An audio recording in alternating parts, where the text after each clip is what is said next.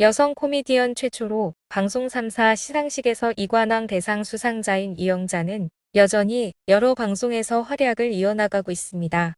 그런데 아직 50대인 이영자가 실버타운 입주를 계획 중이라고 밝혀 궁금증을 자아냈었는데요. 활발하게 활동을 하고 있는 이영자는 왜 실버타운 입주를 생각하게 되었을까요? 한 방송에서 이영자는 내가 후회하는 게 뭔지 알아? 내가 너무 바보같이 느껴졌던 게 나는 우리 엄마를 조용한 집에서 편하게 모시는 건 줄 알았는데 그게 아니었어 라며 치매를 앓고 계신 어머니에 대한 이야기를 꺼냈습니다. 이어 엄마가 매일 반찬이 똑같더라. 엄마도 기력이 떨어지니까 균형 있게 식사를 챙겨 드시지 못한 거야. 그리고 혼자 있으니까 나는 늘 불안했어. 가스불을 잘못 켜고 계신 건 아닐까 해서 나중에는 인덕션으로 바꿨는데 인덕션 불은 끌 줄 아시는지 늘 불안했어. 밤에는 전화를 안 받으면 기겁했어. 새벽이라도 달려가야 했어 라고 털어놨습니다. 이영자가 실버타운에 입주를 생각하게 된 것은 바로 어머니 때문이었습니다. 함께 VCR을 보던 성시경은 실버타운 조금 빠르지 않으세요?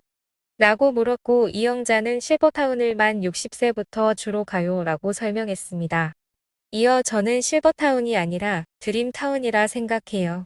받으면 6, 7년 있다 들어가는 거죠 라고 전했습니다. 또한 하지만 아직 자식들에게는 부모님을 실버타운에 보내드리면 불효하는 이미지가 있어요 라고 고충을 밝혔습니다. 이렇게 엄마에 대해 지극히 생각하는 이영자이지만 사실 이영자는 어린 시절 상처를 너무 많이 받아 열등감이 컸을 정도였습니다. 어린 시절 이영자는 생선 가게를 하는 부모님과 살았습니다. 이영자는 생선 냄새가 창피했고 혹시 제 몸에서도 냄새가 나지 않을까 항상 전전긍긍했다고 하죠. 생선 가게 딸이라는 콤플렉스가 어디를 가나 냄새부터 맡는 습관을 만든 것이었습니다. 더구나 철저히 남아선호 사상이었다는 어머니는 평생 이영자에게 사랑한다는 말을 한 번도 해주지 않았습니다. 우리 어머니는 철저히 남아선호 사상이었어요. 그래서 저는 나중에 알았어요. 닭다리가 그렇게 맛있다는 걸. 언제나 닭다리는 오빠고 닭날개는 아버지고 제게 돌아오는 건 닭목살뿐이었어요. 이 열등감 때문에 친구들이 별 뜻 없이 무슨 냄새지? 라는 말만 해도 발끈하여 싸웠고 좋아해요 라는 말을 들어도 급전이 필요한가? 오해할 정도였죠. 또한 이영자의 아버지는 외도도 잦았습니다. 내가 어렸을 때 우리 아버지도 참 많이 외도하셨어요. 나는 엄마가 차라리 아버지와 차라리 이혼했으면 싶었어요. 우리 어머니는 아버지가 누구랑 바람 피웠는지 평생 기억하더라고요. 아버지가 혼선을 주려고 했는지 바람 상대가 한 명이 아니었어요. 여러 명이라서 난 헷갈렸는데 어머니는 다 기억했어요. 아버지가 돌아가실 때까지 부모님이 결혼 생활을 유지했어요. 떨어져 있었기 때문에 가능했던 듯해요. 공식적인 별거는 아니었지만 아버지가 사업 때문에 1년에 2번 정도 집에 오셨어요. 아버지가 매일 들어오셨다면 전쟁 같은 하루하루였을 거예요. 엄마가 기분이 좋은 날은 같이 좋고 우울해하면 같이 우울했어요. 아들만을 좋아했던 어머니였지만 어린 이영자는 그럼에도 엄마의 사랑을 갈고 있죠. 어머니가 장사를 하시다 보니까 어린 시절 나에게 밥을 해준 적이 별로 없었어요. 그런데 소풍날만 유일하게 김밥을 싸주더라고요. 그게 너무 아까웠어요. 엄마가 해준 김밥이 너무 아까웠던 어린 이영자는 결국 소풍에 들고 갔던 그대로 도시락을 남겨왔습니다. 방송에서 일화를 말하던 이영자는 결국 감정이 주체되지 않아 울음을 터뜨리기도 했죠. 일남 3녀 중 셋째였던 이영자이지만 그녀는 가족의 기둥이기도 했습니다. 어머니가 과거 생선가게 냉동창고에 갇혀서 그 충격에 큰 수술을 했어야 했어요. 그 때문에 반신불구가 되셨고 이후로 생선 장사를 그만두셨어요. 다행히 당시 연예인으로 활동 중이었어요. 데뷔 직후 3주 만에 유명해졌고 돈도 많이 벌게 됐어요. 그래서 데뷔 후 처음 모은 돈으로 쓰러진 어머니 수술비를 마련할 수 있었어요. 연예인이 아니었다면 수술비를 대지 못했을 거예요. 부모님뿐만 아니라 형제들에게도 그녀는 장녀나 다름없었습니다. 그 이후 언니의 집을 사줬어요. 형부가 돌아가셔서 조카들에게 아빠 역할을 해주고 싶었어요. 내 가정은 이루지 못했지만 내 가족들의 가정은 지켜주고 싶었죠. 하지만 정작 자신이 힘들 때는 가족을 멀리했습니다. 내가 가장 돈을 많이 벌었고 집안의 실질적인 기둥이었기 때문에 힘든 내색을 하면 가족들까지 힘들어질까봐 마음의 문을 닫고 살았어요. 솔직히 원망스럽고 싫을 때도 있지만 내 가족의 가정을 지켜주고 싶은 마음이 더 커요.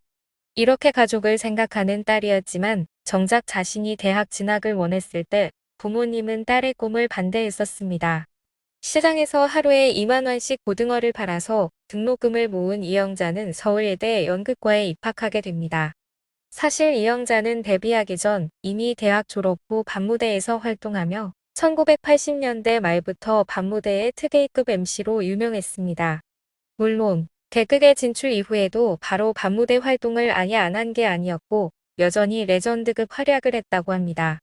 이후 MBC에서 정식으로 데뷔한 후 여러 유행어를 히트시키며 1990년대의 대표적인 개그우먼으로 인기를 누립니다.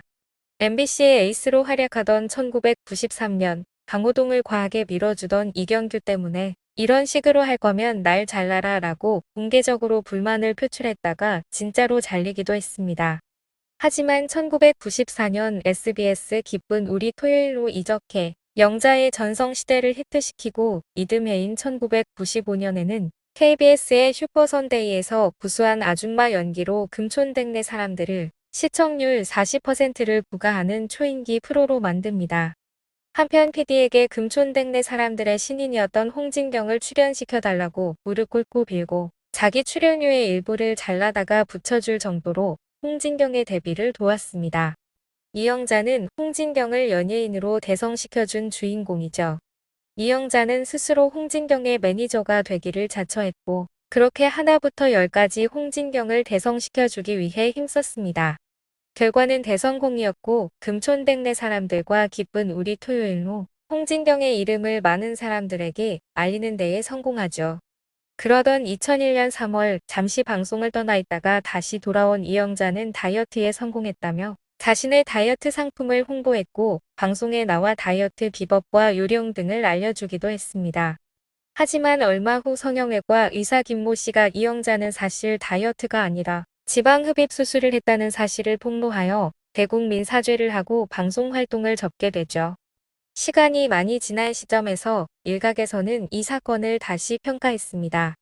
일단 이영자가 다이어트했다고 거짓말하고 사실 지방흡입 수술로 살 뺐다는 말은 완전히 맞는 말은 아니라고 할 수 있습니다.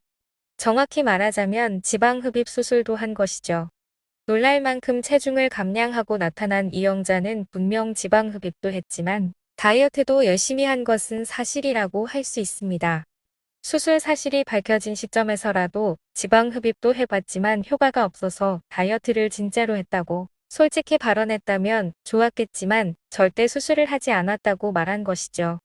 수술 사실이 밝혀지고 나서 다 수술로 살 빼놓고 거짓말한다라는 비난을 받은 것은 사실상 자초한 일이기도 합니다.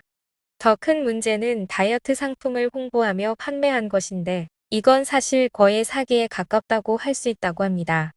아무리 지방 흡입으로 뺄 수 있는 살이 적고 다이어트의 중요성이 더 크다지만 어찌되었건 수술에 도움을 받은 것도 사실이기도 합니다. 이 부분을 은폐하고 온전히 본인의 다이어트 요법만으로 체중 감량이 이루어졌다고 말하는 것은 문제가 있다는 것이죠. 이후 2003년 이영자는 지상파 방송으로 복귀하게 됩니다. 이후로 바로 전성기 때만큼 인기를 끌어올리지는 못했지만 2010년 안녕하세요를 시작으로 이미지는 점차 호감으로 전환됐습니다.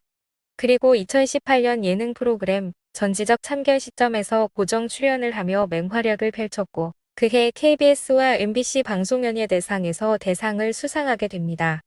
여전히 많은 이들에게 웃음을 주는 이영자의 앞으로의 활동들도 기대하겠습니다.